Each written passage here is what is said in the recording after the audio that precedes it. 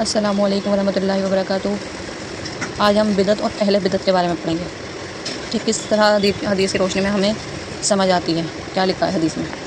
سیدنا عائشہ رضی اللہ تعالیٰ عنہ بیان فرماتی ہیں، رسول اللہ صلی اللہ علیہ وسلم نے فرمایا، جس کسی نے ہمارے دینی معاملے اور کوئی نیا کام ایجاد کیا جو اس میں پہلے سے نہ ہو، وہ مردود ہوگا۔ سیدنا انس بن مالک رضی اللہ تعالیٰ عنہ نبی اکرم صلی اللہ علیہ وسلم سے روایت کرتے ہیں، آپ نے فرمایا، جس نے میری سنت سے روگردانی کی تو وہ مجھ سے نہیں ہے۔ عبد الرحمن بن عمر سلمی اور حجر بن حجر رحمۃ اللہ علیہ فرماتے ہیں، ہم سیدنا عرباز بن ساریہ رضی اللہ تعالیٰ عنہ کی خدمت میں حاضر ہوئے۔ آپ ان صحابہ کرام میں سے تھے جن کے متعلق یہ آیت مبارکہ نازل ہوئی۔ ہاں ان پر بھی کوئی حرج نہیں جو آپ کے پاس آتے ہیں کہ آپ انہیں سواری مہیا کرنے تو آپ جواب دیتے ہیں کہ میں تو تمہاری سواری کے لیے کچھ بھی نہیں پاتا۔ ہم نے ان کو سلام عرض کیا اور یوں عرض پرداز ہوئے، ہم تو آپ کی زیارت کرنے، آپ کی بیمار پرسی کرنے اور آپ سے قصب فیض کرنے آئے ہیں۔ سیدنا عرباز رضی اللہ عنہ نے یوں فرمایا، ایک روز رسول اللہ صلی اللہ علیہ وسلم نے ہمیں نماز فجر پڑھائی، پھر ہماری جانب رخ انوار کر کے بیٹھ گئے اور ہمیں ایک بلی اور انتہائی جامع نصیحت فرمائی جس سے آنکھیں بہنے لگیں اور دل دہل گئے۔ ایک کہنے والا بولا، یا رسول اللہ صلی اللہ علیہ وسلم، یوں لگتا ہے جیسے کہ یہ کسی آلودہ کرنے والے کا واعظ ہے، آپ ہم سے کیا وعدہ لیتے ہیں؟ آپ نے فرمایا، میں تمہیں تقوی اختیار کرنے کی وصیت کرتا ہوں اور بات کو سننے کی اور اطاعت کرنے کی وصیت کرتا ہوں، اگرچہ کوئی حبشی غلام ہی کیوں نہ ہو۔ یقیناً جو آدمی میرے بعد زندہ رہے گا وہ بہت سے اختلافات کا مشاہدہ کرے گا۔ تم اپنے اوپر میری سنت کو، میرے بعد میری ہدایت یافتہ خلفائے راشدین کی سنت کو لازم قرار دینا اور انہیں ڈاڑیوں کے ساتھ مضبوطی سے تھام لینا اور نئے کاموں سے خاص طور پر بچ کر رہنا۔ بلا شبہ ہر نیا کام دین کے معاملے میں بدعت ہے اور ہر بدعت گمراہی ہے۔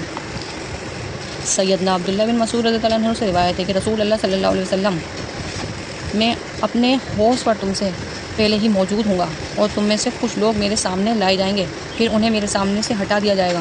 میں عرض کروں گا، اے میرے پروردگار، یہ لوگ میرے ہیں، یعنی میری امت والے ہیں، جو جواب میں یوں کہے جائیں گے، آپ نہیں جانتے انہوں نے آپ کے بعد کیا کیا بدعتیں نکالی تھیں۔ سفیان ثوری رحمۃ اللہ علیہ بیان کرتے ہیں، بدعت ابلیس کو معصیت و نافرمانی سے کہیں زیادہ محبوب ہے، چونکہ معصیت و نافرمانی سے تو توبہ کر لی جاتی ہے جبکہ بدعت سے توبہ نہیں کی جاتی۔ قاضی فضیل رحمۃ اللہ علیہ سے روایت ہے، کہتے ہیں، جب تو کسی بدعت کو کسی راستے میں دیکھ لے تو وہ راستہ چھوڑ کر دوسرا راستہ اختیار کر لے۔ بدعت آدمی کا کوئی عمل بھی اللہ ذوالجلال کی طرف بلند نہیں کیا جاتا۔ جس نے کسی بدعت کی مدد و اعانت کی، یقیناً اس نے اسلام کو گرانے پر مدد و اعانت کی۔ میں نے ایک آدمی کو قاضی فضیل رحمۃ اللہ علیہ سے کہتے ہوئے سنا، جس نے اپنی صاحبزادی کا کسی فاسق مرد سے نکاح کر دیا تو گویا اس نے اپنی صاحبزادی سے قطع رحمی کر لی۔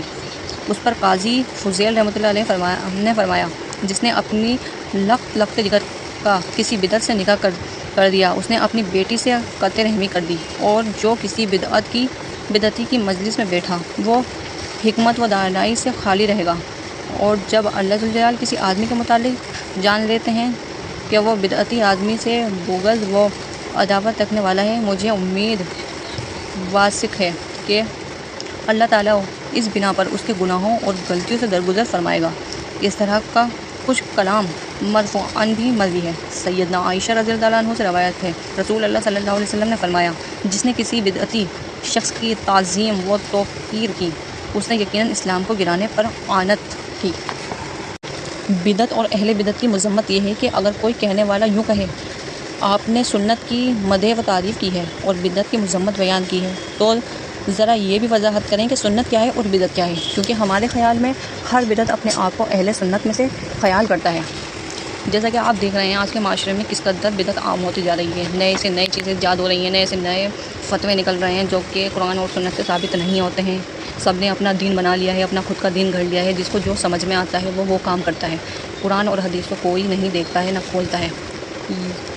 خود سے قرآن پڑھیں، خود سے تفصیل سے قرآن پڑھیں تاکہ نظر آئے، سمجھ آئے کہ قرآن میں آخر ہے کیا۔ ہم دوسروں کی سنی سنائی باتوں پہ تو یقین کرتے ہیں، ہم خود اس کلام کو کھول کر پڑھ کر نہیں دیکھتے ہیں جس میں اللہ تعالیٰ نے تمام چیزوں کو بتایا ہے تفصیل کے ساتھ۔ ہم جو کہتا ہے اس کی بات کو فوراً مان لیتے ہیں، بنا دلیل کے، بنا پڑھے، بنا سمجھے ہم یقین کر لیتے ہیں، خود سے قرآن کو کھول کر نہیں دیکھتے ہیں۔ تبھی تو ہم گمراہی میں ہیں، تبھی تو ہم بدعت میں ہیں، بدعت کو عام کرتے جا رہے ہیں۔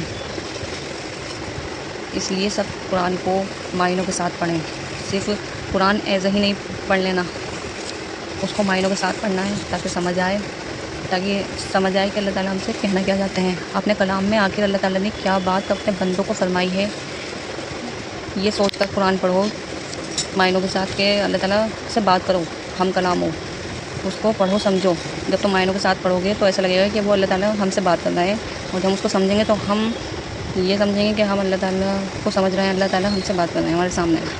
تبھی ہمارے اندر اللہ تعالیٰ کا ڈر پیدا ہوگا، ہم یہ تمام بدعتوں سے، برائیوں سے، گناہوں سے بچ جائیں گے، کیونکہ قیامت کا عذاب بہت سخت ہے، کوئی تجھ سے نہیں بچ پائے گا۔ آج تو ہمیں سب اچھا لگ رہا ہے، آگے نہیں لگے گا، کیونکہ جو وقت چلا گیا وہ واپس نہیں آنے والا۔